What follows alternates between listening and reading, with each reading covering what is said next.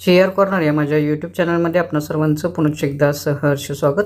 2005 पूर्वी नियुक्त झालेल्या सरकारी कर्मचारी, शिक्षक, शिक्षकेतर कर्मचारी, रिटायर्ड झालेल्या 2005 पूर्वी नियुक्त आणि रिटायर्ड झालेल्या सेवानिवृत्त कर्मचाऱ्यांसाठी, पेन्शनधारकांसाठी आताच्या घडीची मोठी महत्त्वपूर्ण अशी बातमी समोर आलेली आहे। अतिशय महत्त्वपूर्ण असं परिपत्रक निर्गमित झालेलं आहे। या परिपत्रकाच्या अनुषंगानं कोणती ती कार्यवाही या सरकारी कर्मचाऱ्यांना, पेन्शनधारकांना करायची आहे या संदर्भातील सविस्तर माहिती आपण या व्हिडिओच्या माध्यमातून जाणून घेणार आहोत। तत्पूर्वी चॅनलवर नवीन असाल तर चॅनलला जरूर सबस्क्राइब करा, समोरील बेल आयकॉनला सुद्धा क्लिक करा, जेणेकरून महत्त्वपूर्ण शासन निर्णय, कर्मचारी पेन्शनधारकांच्या हिताच्या महत्त्वपूर्ण अपडेट्स, महत्त्वपूर्ण व्हिडिओचं नोटिफिकेशन आपल्याला नेहमीच मिळत राहील।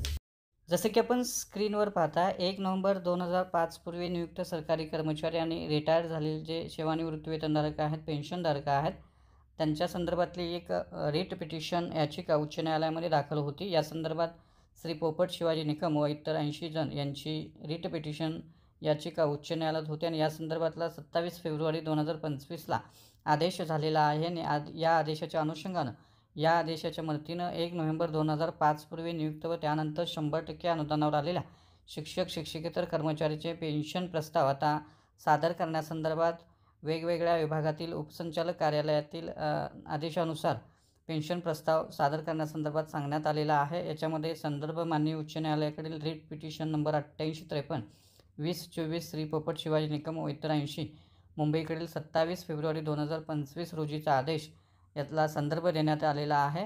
या अनुषंगानं माननीय उच्च न्यायालयाकडील रिट पिटिशन नंबर 8853 2024 श्री पोपट शिवाजी निकम व इतर 80 दिनांक 27 फेब्रुवारी 2025च्या आदेशानुसार 1 नोव्हेंबर 2005 पूर्वी नियुक्त व त्यानंतर 100% अनुदानावर आलेल्या पात्र शिक्षक व शिक्षकेतर कर्मचाऱ्यांना स्थायी व पार्ट टाईम पेन्शनविषयी आवश्यक कागदपत्राचा परिपूर्ण प्रस्ताव आता दाखल करावा लागणार आहे। या संदर्भातली कागदपत्रे, महत्त्वाचे टप्पे सांगण्यात आलेले आहेत, देण्यात आलेले आहेत। अर्थात हा जो प्रस्ताव आहे किंवा हे जे महत्त्वपूर्ण पत्रक आहे ते प्राथमिक शिक्षण विभाग, जिल्हा परिषद सांगली यांचा आहे आणि या संदर्भातल्या वेगवेगळ्या जिल्ह्यातील कार्यालयांच्याकडून शिक्षक, शिक्षकेतर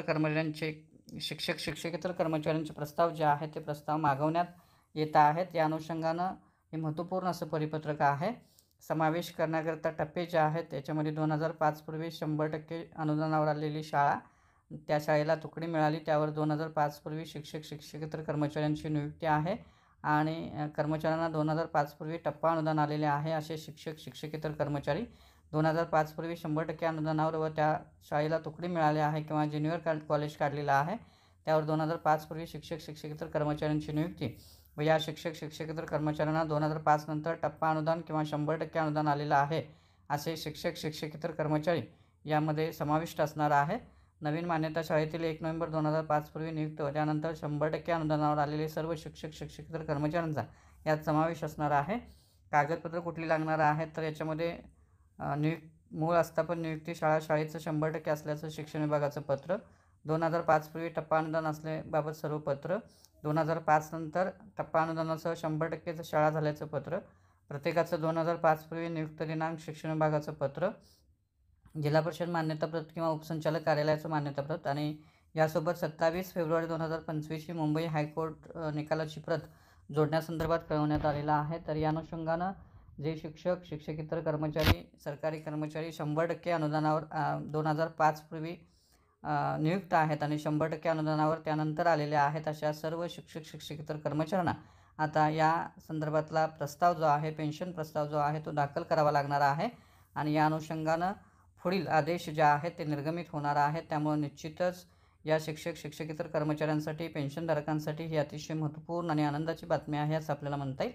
तर हा होता अतिशय महत्त्वपूर्ण व्हिडिओ, महत्त्वपूर्ण बातमी। अशाच रोजच्या महत्त्वपूर्ण बातम्यांसाठी, शासन निर्णयासाठी चॅनलला सबस्क्राईब करा, व्हिडिओ आवडल्यास लाईक करा, आपल्या मित्रपरिवारांच्या मध्ये शेअर करा। धन्यवाद।